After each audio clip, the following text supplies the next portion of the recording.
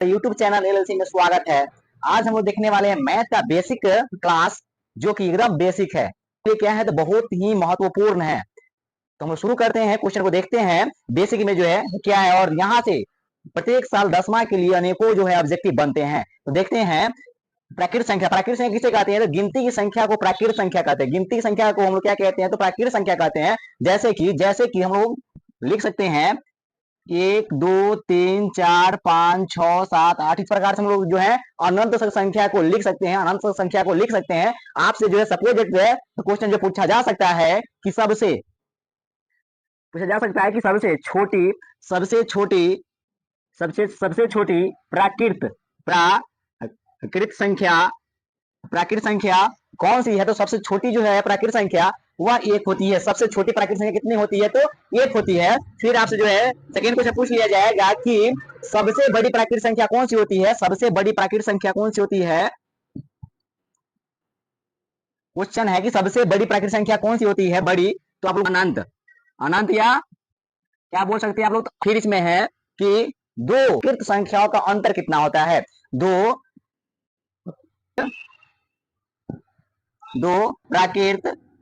प्राकृत संख्या का अंतर कितना होता है? क्रमागत कहने का मतलब है कि एक के बाद दूसरी संख्या, मतलब 11 के बाद 12 होना चाहिए, 1 के बाद 2 होना चाहिए, 7 के बाद 8 होना चाहिए, मतलब 1 के बाद दूसरी संख्या होनी चाहिए। तो इसमें कितना मान लेते हैं कि दो क्रमागत प्राकृत संख्या का जो अंतर होता है वो हमेशा 1 होता है। दो क्रमागत प्राकृत संख्या का अंतर हमेशा 1 होता है। क्वेश्चन सपोज आपसे पूछ लिया जाएगा कि दो क्रमागत प्राकृत संख्याओं का मौसा कितना होता है?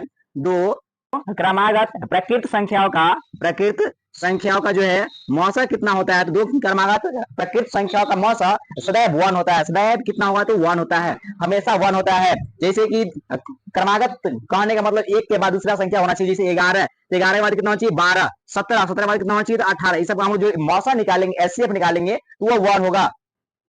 फिर हम लोग देखते हैं सेकेंड क्वेश्चन पूछ लिया जाए आपसे क्वेश्चन पूछ लिया जाएगा क्या 7/2 जो है प्राकृत संख्या है?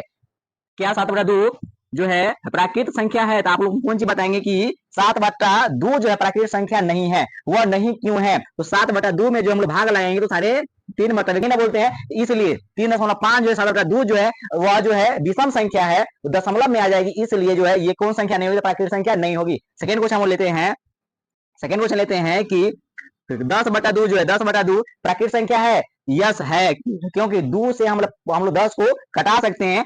कितना मरतबे? तो 5 मरतबे। तो आप लोग गिनती में देख सकते हैं, गिनती में 1 2 3 4 5 करने पर क्या 5 आता है या नहीं आता? जब आता है तो प्राकृत संख्या होगा। फिर हम देखते हैं कि प्राकृत संख्याओं का योग बराबर क्या होता है? प्राकृत संख्या का योग बराबर क्या होता है? प्राकृत संख्याओं का योग बराबर जो है क्या फॉर्मूला होता है? तो प्राकृत संख्या का योग बराबर होता है, फॉर्मूला था n इंटू n प्लस 1 बटे का 2। n इंटू n प्लस 1 बटे का 2 होता है। तो मान ले क्वेश्चन आपसे पूछ दिया जाए कि प्रथम 20 प्राकृत संख्याओं का योग बताएं। प्रथम 20 प्राकृत संख्याओं का योग बताएं। योग प्राकृत संख्याओं क्या बताए? तो योग बताएं। तो n का मान आप लोग कितना दिया है? तो 20 दिया है। तो प्रथम लिखेंगे, प्रथम n प्राकृत संख्याओं का योग बराबर जो है फॉर्मूला दिया है n इंटू n प्लस 1 बटे का 2। तो आप देख सकते हैं n का मान कितना दिया है? n का मान जो दिया है 20 दिया है। 20 इंटू 20 प्लस 1 बटे का 2। तो इस 2 से 10 मरतबे 10, ये दोनों संख्या 20 और 21 तो हो जाएगा 21 दहाई के 210। प्रथम 20 प्राकृत संख्याओं का योग ज्ञात किए हैं। फिर आगे देखते हैं कि प्रथम जो है प्रथम 15 प्राकृत संख्याओं का योग क्या होगा? प्रथम 15 प्राकृत संख्याओं का योग जो है वह क्या होगा? देखते हैं कि n बराबर जो दिया है, नेचुरल नंबर हम लोग जो दिया है वो कितना दिया है? तो 15 दिया है। तो प्रथम 15 प्राकृत संख्याओं का योग बराबर जो फॉर्मूला होता है देखते हैं। प्रथम प्राकृत संख्याओं का योग बराबर क्या होता है? n/2 होता है। n/2 n plus 1। देखेंगे n का मान कितना दिया है? तो 15 दिया है। फिर n के मान देखें तो n का मान 15 प्लस का 1 बटे का कितना है? तो 2 दिया है। तो 2 से 15 जो नहीं कटने वाला है। ऐड करते हैं तो 15 और 1 को ऐड करें तो हो जाएगा 16, 16 बटे का 2, 2 से हम लोग 16 का भाग लगा देंगे तो 8 मरतबे कटेगा, तो 8 गुना 16 गुना करते हैं 15 8 का 120 हो जाएगा। तो प्रथम 15 प्राकृत संख्याओं का जो योग निकलेगा वो कितना निकल जाएगा, तो 120 निकल जाएगा। प्रथम 60 प्रकृत संख्याओं का योग याद करते हैं, तो प्रथम 60 प्रकृत संख्या जो योग निकल जाएगा 60 इंटू 60 प्लस 1 बटे का 1 बटा का 2, ये 2 से 60 को हम लोग भाग लगा देंगे, कटा देंगे तो कितना मतलब है, तो 30 मतलब है।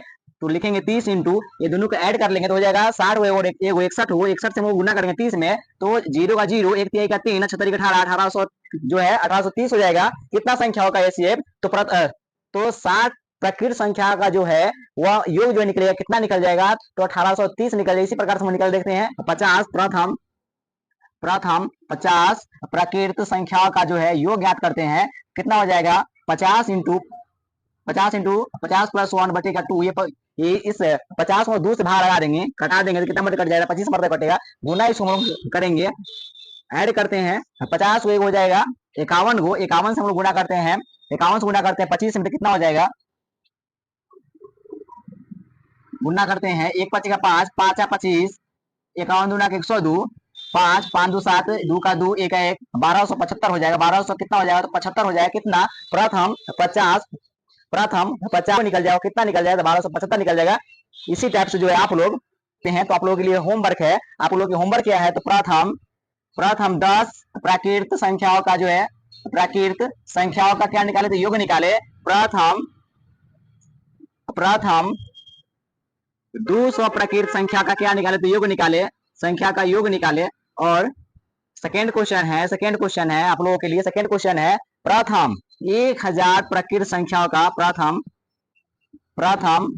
1000 प्राकृत संख्याओं का योग निकाले। और इसे निकाल कर आप लोग मैं लिखना चाहूंगा n इंटू n प्लस 1 बटा का 2, इस संख्या का प्राकृत संख्या का योग निकालने का फॉर्मूला है। इस पर आप लोग क्या कर सकते हैं, निकाल सकते हैं। सपोज दैट एग्जांपल, फिर से मैं एक बार इसे बताना चाहता हूं कि प्रथम 17 प्राकृत संख्या का प्रथम 17 प्राकृत संख्या क्या निकाले, तो योग निकाले, तो n का मान हो जाएगा 17 इंटू 17 प्लस 1 बटे का 2, 17 इंटू 17 18 हो जाएगा, 18 बटे का 2, 18 को हम लोग 2 से भाग लगा देते हैं, 9 दूना का 18। इस टाइप से आप लोग क्या कर सकते हैं, प्रथम जो भी प्राकृत संख्या दिया उसे योग जो है आप लोग निकाल सकते हैं। Thank you for watching.